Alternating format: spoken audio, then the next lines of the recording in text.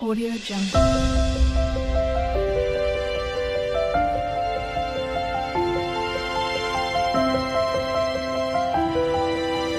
Audio Jungle.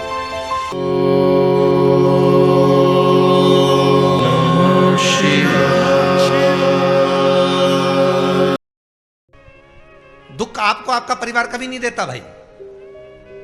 ना आपकी माता आपको दुख देगी, ना आपकी पिता आपको दुख देंगे, ना आपका भाई आपको दुख देगा, ना आपकी धर्म पत्नी आपको दुख देगी, ना पति दुख देगा, ना बच्चे दुख देंगे, ना कुटुंब दुख देगा, ना बहू दुख देगी, ना पोता पोती दुख देंगे। आप में से कितने लोग हैं जो टीवी पर कथा सुन रहे हैं और उनका परिवार उनको दुख दे रहा है? कितने लोग हैं ऐसे? कभी विचार करना एकांत में बैठकर कि आपको ना आपकी पत्नी दुख दे रही है, ना आपको आपका पति दुख दे रहा है, ना आप अपने पति को तलाक दे रहे हो, ना आप अपनी पत्नी को तलाक दे रहे हो, ना आपका बेटा आपको दुख दे रहा है, ना आपकी बहू आपको दुख दे रही है, ना आपका कुटुंब के लोग, परिवार के लोग, भाई आपको दुख दे रहा है। ये कहीं नहीं हो सकता। भाई भी आपको दुख नहीं दे रहा, ना आपके परिवार वाले, ना नातेदार, ना रिश्तेदार, ना मित्र, ना सखा, ना दोस्त, कोई आपको दुख नहीं देता। ये शिव महापुराण की कथा कहती है हमको लगता है कि हमारे परिवार वाले दुख दे रहे हैं, हमको लगता है हमारी बहू हमें दुख दे रही है, हमें लगता है हमारी सास हमें दुख दे रही है, हमें लगता है हमारा पति हमको दुख दे रहा है, हमें लगता है हमारे कुटुंब वाले हमको दुख दे रहे हैं। पर शिव महापुराण के विद्येश्वर संहिता कहती है ये कोई आपको दुख नहीं देते। दुख आपका पूर्व का कर्म आपको देता है। ये जितने भी मिले हैं ना आपको, रिश्तेदार, नातेदार, कुटुंब, भाई, बंधु, सखा, पत्नी, पति, पोता, पोती, ये जितने लुटेरे मिले हैं, ये जितने अपशब्द कहने वाले मिले हैं, ये जितना ताने देने वाले मिले हैं, ये जितना गाली देने वाले मिले हैं, ये जितना उंगली उठाने वाले मिले हैं, ये कोई दूसरे नहीं, तुम्हारे पूर्व कर्म के कोई ना कोई पुराने ही होंगे जो तुम्हारे साथ जुड़कर तुम्हारे टांग खींचने के लिए सामने खड़े हुए हैं। ये कोई तुम्हारे होंगे।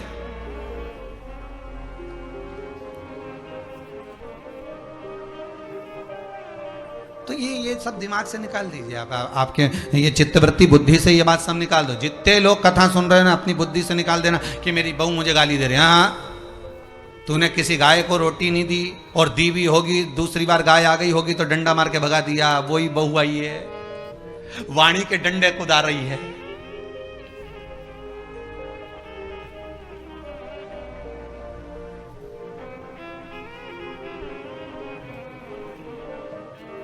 कोई बेटा अगर नहीं सेवा कर रहा, कोई बेटा नहीं पूछ रहा, समझ लेना पूर्व में हमारे बुजुर्ग, कोई दादाजी होगा, कोई दादी जी हो गई, कोई ससुर जी होगा, कोई जेठ जी होगा, हो सकता है किसी की हमने सेवा नहीं करी हो और वही बेटा बनकर आया, आज हमारी सेवा नहीं कर रहा।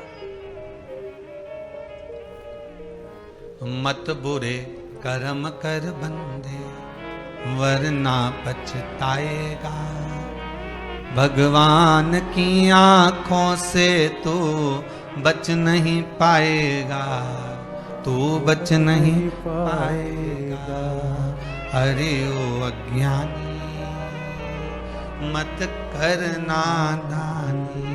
बचना नहीं है, बहुत ये हमें लगता है गुरुजी मेरी बहू बहुत परेशान करे, गुरुजी मेरी सास बहुत परेशान करे, मेरा भाई मेरी प्रॉपर्टी खा गया, मेरा भाई ये लेकर चले गया, मेरे ससुराल वाले ऐसे, मेरे रिश्तेदार ऐसे, मेरे कुटुंबी ऐसे, मेरे कबीले वाले ऐसे, मेरे ये ऐसे। तो हमको लगता है कि ये अपने ऐसे।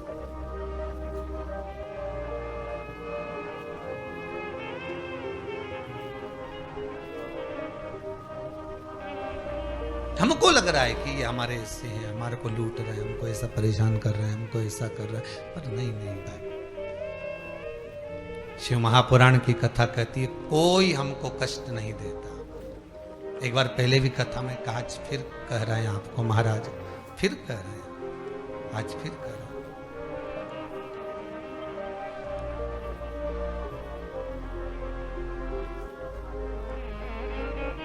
आपको फिर निवेदन कर रहे हैं, बीमार हुए देवास में, बीमार हुए भोपाल में, बीमार हुए सीहोर में, बीमार हुए कहीं, डॉक्टर को दिखाने जा रहे हैं इंदौर, डॉक्टर को दिखाने जा रहे हैं भोपाल, डॉक्टर को दिखाने जा रहे हैं देवास, मुंबई, पूना, जहाँ तहाँ हम डॉक्टर को दिखाने के लिए जा रहे हैं। वहाँ हॉस्पिटल में हमने सुई लगवाई, इंजेक्शन लगवाया, वहीं से कहीं कुछ चीरा फाड़ी कर दी, ऑपरेशन कर दिया। जरा विचार करना, कभी एकांत में बैठ कर कि रहते यहाँ थे, दवाई लेने पहुँचे वहाँ, इंजेक्शन वहाँ लगवाया, बताओ ऑपरेशन वहाँ करवाया। तो इतने सारे हॉस्पिटल, कहीं ना किसी ने कहा सूरत भी जा सकते हो, किसी ने कहा अहमदाबाद चले जाओ, किसी ने कहा वहाँ चले जाओ, कोई कहा पूना चले जाओ, कोई कहा मुंबई चले जाओ, कोई के इंदौर चले जाओ, कोई के भोपाल चले जाओ। पर रहने वाला कहाँ का और जाकर ऑपरेशन करवा रहा है कहाँ पर? विचार करिएगा। रहने वाला कहाँ का और इंजेक्शन लगवा रहा है कहाँ जाकर? जरा विचार करिएगा।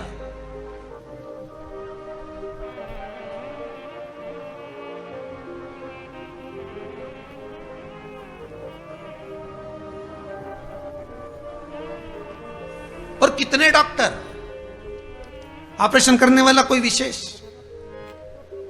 कितनी डॉक्टर सिस्टर, इंजेक्शन लगाने वाली कोई, लगाने वाली कोई विशेष वहां बैठी है। उसको तुम नहीं पहचानते, वो आपको नहीं पहचानते। अभी अभी कोरोना का टीका लगवाया होगा, वैक्सीन लगवाई होगी, इंजेक्शन लगवाया होगा, कोरोना महामारी का लगवाया सबने। अब लगवाया तो उसमें आपके मन में विचार तो आएगा, ना तो हम इस सिस्टर को पहचानते, ना हम इस डॉक्टर को पहचानते, गए और सुई लगवा के आ गए। पर उसने हमको कष्ट तो दिया, भले वो थोड़ा सा चुभाया पर कष्ट तो मिला। पर विचार करा कि ये क्यों मिली, कारण क्या था, इसी ने क्यों चुभाया। हो सकता है पूर्व में तुमने भी इसको कोई कष्ट दिया होगा, हिसाब बराबर करने के लिए यहां लाके छोड़ दिया।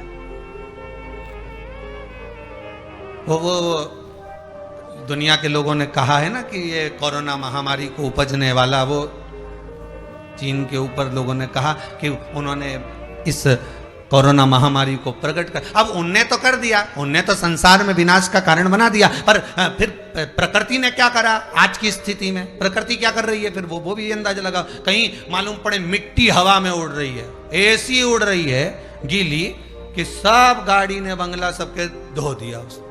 फिर बचा कुचा था, पानी की बाढ़ आ गई। अगर हम दूसरे को कष्ट दे रहे हैं, हम दूसरे पर उंगली उठा रहे हैं, हमने एक उंगली अगर किसी पर उठा दी, हमने उंगली उठाकर कह दिया वो ऐसा है, उसने ऐसा करा, उसने वैसा करा, हमने एक उंगली उठा दी, भले तुम विद्वान हो, भले तुम्हारे में विद्वत्ता है, पर हम किसी पर अगर एक उंगली उठा रहे हैं तो ये 3 उंगलियां हमारे भीतर जा रही है कि अपने अंदर झांक कर देखो कि आप कैसे हो।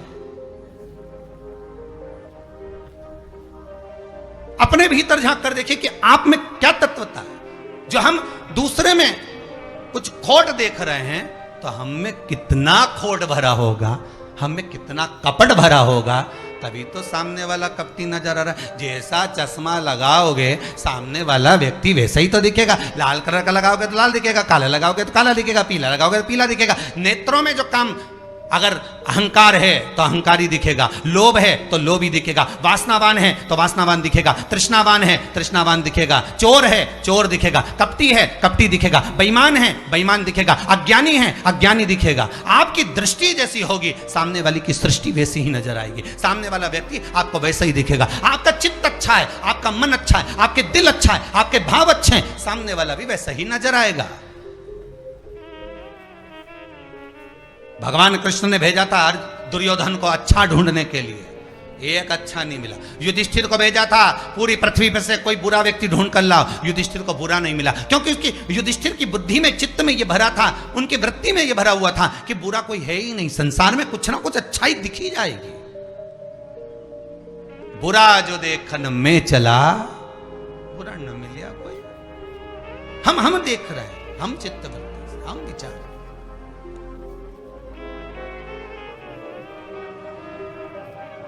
कौन ना बहू बुरी है, फिर निवेदन करूंगा, ना सास बुरी है, ना बेटा बुरा, ना बहू बुरी, ना ही ये पूरा संसार बुरा, सब अच्छे हैं। फिर बुरा क्या? अपना कर्म जो हम कर कर आए हैं, उस कर्म का भोग संसार में आकर भोगना पड़ेगा। एक रोटी भी हमको खाने को मिल रही है तो हमारे पूर्व के किए हुए कर्म के अनुसार मिल रही है। दुख भी अगर हमको मिल रहा है तो हमारे पूर्व के कर्म के अनुसार मिल रहा है। सुख भी मिल रहा है तो हमारे पूर्व के कर्म के अनुसार मिल रहा है। हम जैसा कर्म करें उसके अनुसार हमें फल मिल रहा है।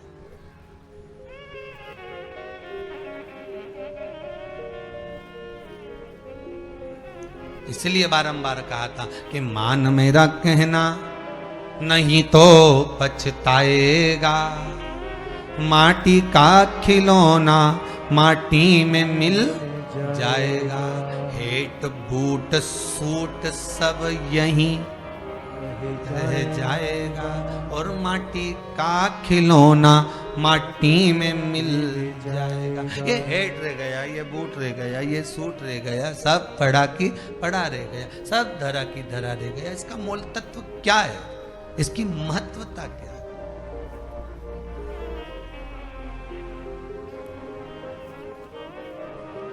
इसकी मूलता कुछ नहीं, इसकी मुख्यता कुछ नहीं, इसकी महत्वता कुछ नहीं। Audio Jungle.